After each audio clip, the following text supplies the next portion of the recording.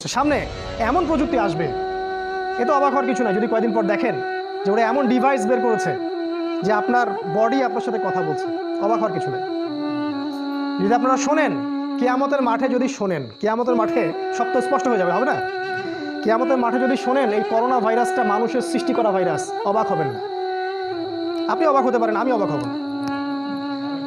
যদি আপনি শোনেন কিয়ামতের মাঠে এর পিছনে ওদের হাত আছে, আপনি অবাক হতে পারেন, আমি অবাক হব না।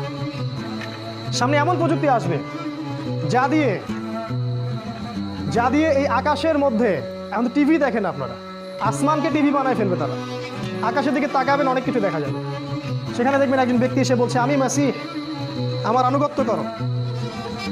বাংলাদেশের মানুষ ল্যাংটা পীরের পিছনে দৌড়ে না?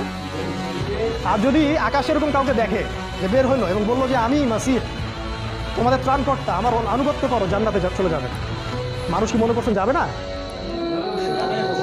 বহু মানুষ আছে সব এক চোখা।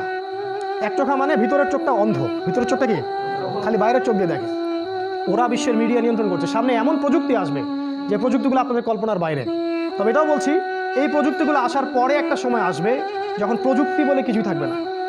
কোনো স্মার্টফোন, কোনো ইলেকট্রিসিটি, কোনো যে আপনার ল্যাপটপ, ইন্টারনেট কিছুই থাকবে না, সব ডিস্ট্রয় হয়ে যাবে। অনেকে আপনাকে বলতে পারে যে এগুলো বাজে কথা, আমাদের সামনে এখন হাজার হাজার বছর পড়ে আছে।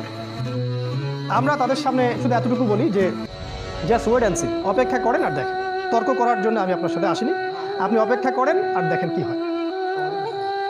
তারপরে তারা ওই জেরুজালেম থেকে বিশ্বের সমস্ত অস্ত্রগুলো নিয়ন্ত্রণ করছেন। সমস্ত বিশ্বের মারণাস্ত্রগুলো কাদের হাতে আজকে? পশ্চিমাদের হাতে, ইহুদিদের হাতে, ইসরায়েলের হাতে, আমেরিকার হাতে, তাই না?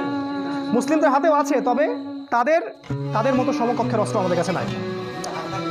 তাহলে আমরা হিসাব মিলে যাচ্ছে যে জেরুজালেম থেকে দাজ্জাল বের হবে, ইহুদিরা সেখানে চলে আসছে, এটা মিলে গেল।